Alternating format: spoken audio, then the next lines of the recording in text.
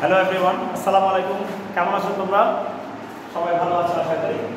আমি আজকে তোমাদের জন্য আরেকটি ছোট কন্টেন্ট নিয়ে ভিডিওটা তৈরি করেছি, যেটার মূল উদ্দেশ্য হচ্ছে তোমাদেরকে ক্যাপিটালাইজেশন অ্যান্ড পাংচুয়েশনের ব্যাপারে একটু অবগত করা। বিষয়টি আসলে আমাদের অনেকের চোখ এড়িয়ে যায় আমাদের নাম্বারের জন্য, অর্থাৎ আমরা যেমন জ্ঞান অর্জন করবো ঠিক একইভাবে পরীক্ষার পাশের বিষয়টিও আমাদের জন্য গুরুত্বপূর্ণ। সেই হিসেবে ক্যাপিটালাইজেশন অ্যান্ড পাংচুয়েশন তোমাদের খুব সম্ভবত 9 নাম্বার অথবা 10 নাম্বার কোয়েশ্চেন এটা থাকে। আমরা অনেকে এখান থেকে 5টি নাম্বার কিন্তু তুলে আনতে পারি সহজে, যদি আমরা নিয়মগুলো একটু কি করি, অনুসরণ করি বা জানার চেষ্টা করি। আমি তোমাদেরকে দেখাবো আজকে কিভাবে একটা ক্যাপিটালাইজেশন পাংচুয়েশন সমাধান তোমাদের করতে হবে। In order to get a good marks in the or got a good figure in the examination, you have to know that how to use or how to solve capitalization and punctuation problem.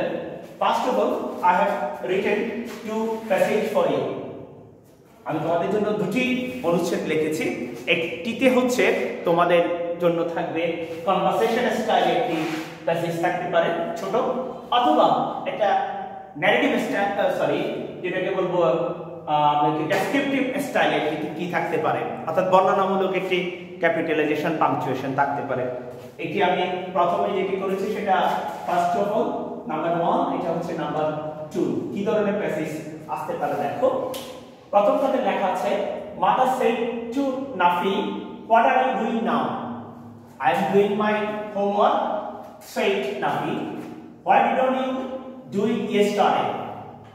Asked mother. I was ill yesterday, said Nafi. Can I help you? said mother.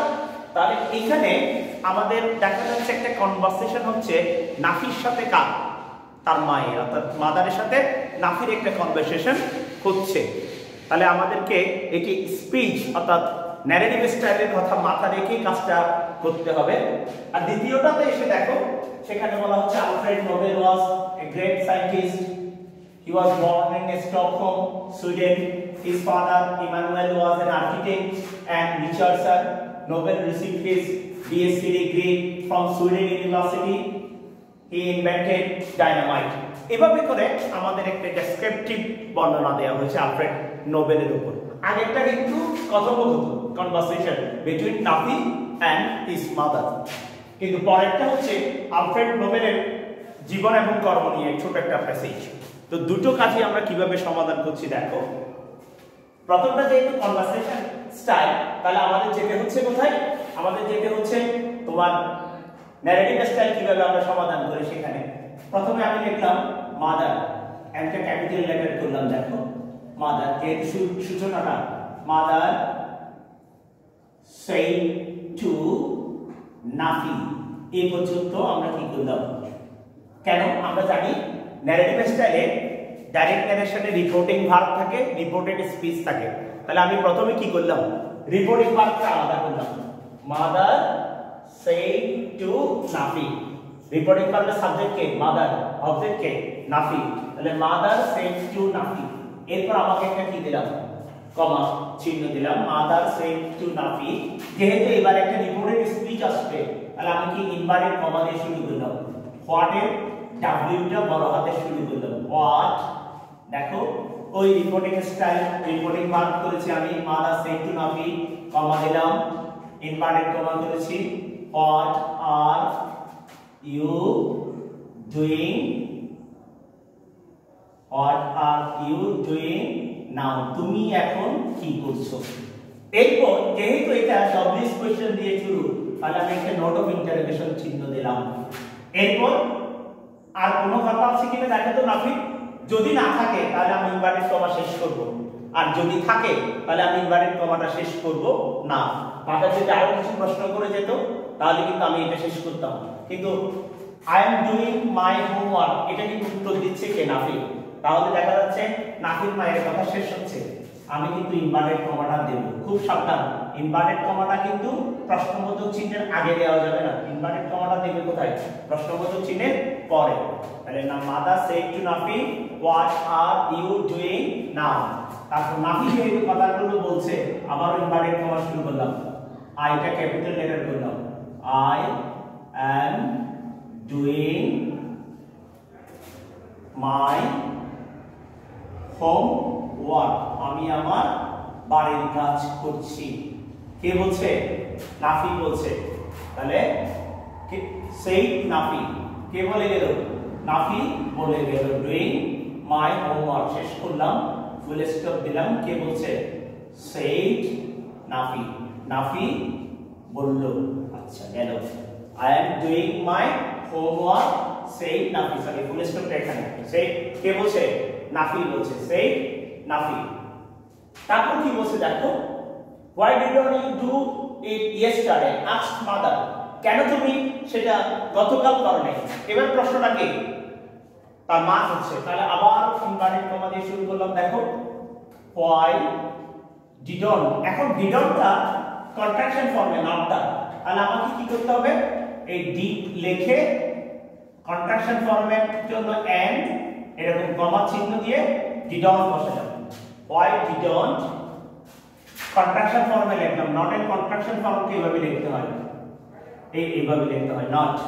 why didn't you do it yesterday? শেষ করলাম, why didn't you do it yesterday? asked mother, কে জিজ্ঞেস করলো? প্রশ্নবোধক চিহ্ন শেষ করছো, inverted comma শেষ, এবার কি লিখলাম? asked mother, কে লিখছে? মা লিখছে। এটা আমি তোমাদের জন্য একটু নিচে লিখে দেখো, এটা আমি আরেকটা প্রশ্ন করে লিখেছি, asked কে? mother। তারপর আমি এটাকে ফুল স্টপ চিহ্ন দিলাম। তারপর কি করছি দেখো,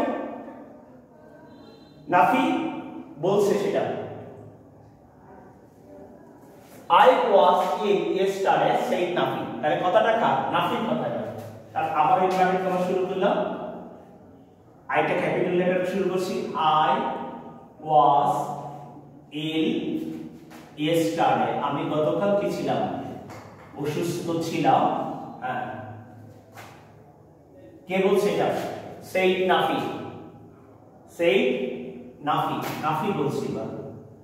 I was in yesterday কমা শেষ করলাম, ইনভার্টেড কমা শেষ করলাম, সেইড নাফি। এবার ফুল স্টপ দিলাম, কারণ নাফির কথা শেষ। এবার প্রশ্ন হচ্ছে can I help you? Said mother. প্রশ্নটা কি বলছে আবার, আমি কি তোমাকে সাহায্য করতে পারি? তাহলে আবার আমি ইনভার্টেড কমা শুরু করলাম। দেখো ক্যান ক্যাপিটাল লেটারে করলাম, হ্যাঁ মডেল অক্সিলারি ভার্ব দিয়ে শুরু হচ্ছে। ক্যান আইটা বড় হাতে করলাম, ক্যান আই ক্যাপিটাল লেটার করলাম, ক্যান আই হেল্প ইউ। প্রশ্নবোধক, যেটা প্রশ্ন করছে শেষ করলাম। তারপর সেইড মাদার, কে বলছে?